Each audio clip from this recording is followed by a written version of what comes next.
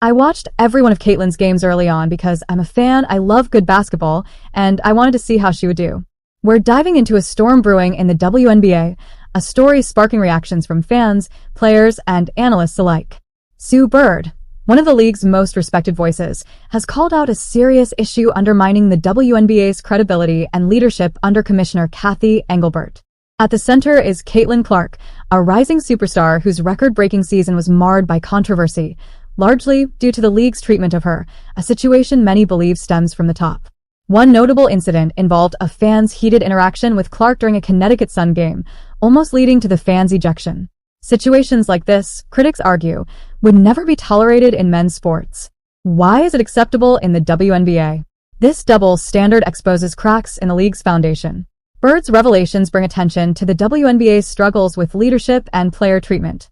Why was Clark, who boosted viewership and attendance, treated in ways that outraged fans? And how does Engelbert fit into this narrative? The controversy intensified following Engelbert's appearance on CNBC's Power Lunch, where she emphasized rivalries as a key to growing the sport.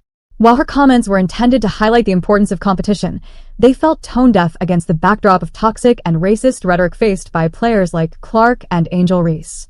Critics, including soccer legend Megan Rapinoe, pointed out Engelbert's failure to prioritize player safety and well-being. On her podcast with Bird, Rapinoe argued that the commissioner focused more on marketing narratives than protecting athletes.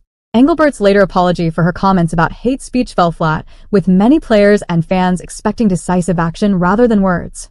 Analysts noted Engelbert's leadership often prioritizes marketable stories over substantial policies, eroding trust among players and fans.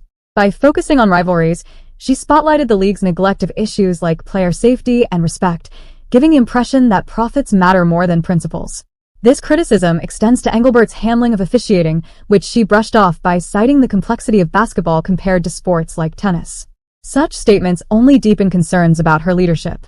With players like Caitlin Clark energizing the fanbase, Engelbert's approach risks undermining the league's growth. Fans and players alike are questioning if this focus on rivalries distracts from addressing more pressing issues. Sue Bird and Megan Rapinoe's podcast A Touch More added to the conversation, with Bird emphasizing the need to protect players from hostility, both online and in stadiums. They argued the league office failed to shield players from the negative side of its growing popularity, leaving athletes to fend for themselves. The growing divide between fans, fueled by unchecked commentary and rivalries, has spilled into real-world behavior, further exposing the WNBA's leadership shortcomings. Bird and Rapinoe urged the league to reassess its priorities, emphasizing that marketing alone cannot sustain growth. They called for the league to focus on player welfare, safety, and investment in meaningful change. As the WNBA navigates this tumultuous period, one thing is clear: leadership must step up to address the players' concerns and ensure their safety, or risk losing the trust and momentum the league has worked so hard to build.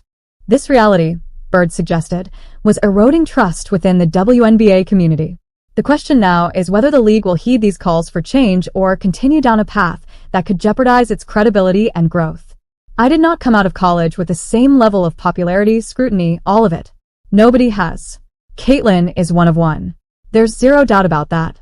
Caitlin Clark's debut season wasn't just impressive, it was historic. From record-breaking performances to game-winning shots, she brought an electrifying presence that drew in new audiences and revitalized longtime fans. Her impact was so significant that analysts dubbed it the Caitlin Clark effect. Ticket sales, TV ratings, and merchandise revenue all surged. Yet, the league's response was puzzlingly subdued.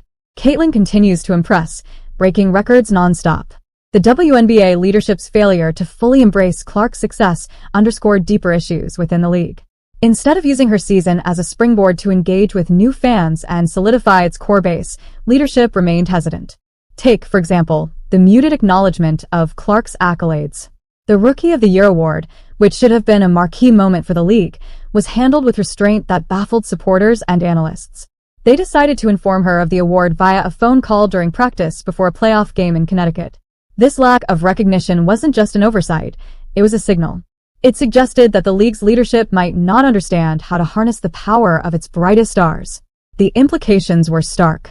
If a player like Clark, who brought unprecedented excitement and viewership, wasn't celebrated to her full potential, what did that mean for the league's future? Higher television ratings and attendance figures are driven by players, not just the league. Caitlyn's popularity could have been maximized from day one, but leadership failed to act. Clark's breakout season was a golden opportunity, not just for her, but for the entire league. Fans were eager to support her and, by extension, the sport itself. Yet, by not stepping up, the leadership risked sending a message that could resonate far beyond the season. How does this missed opportunity shape the future for other stars in the league? While leadership missteps and marketing blunders have drawn criticism, the core issues of inconsistent officiating and player safety have stirred deeper frustration among players and fans. Clark's first season not only spotlighted her incredible skill but also revealed the gaps in how the league ensures fairness and safety on the court. One viral moment involved Clark receiving a technical foul for hitting the backboard in frustration, an incident that baffled fans and highlighted inconsistencies in enforcement. Comparisons to other players who committed similar actions without penalty only deepened frustrations. Throughout the season, refereeing inconsistencies disrupted game flow and raised questions about the integrity of competition. Moreover, player safety became a persistent issue, amplified by Clark's high-intensity style.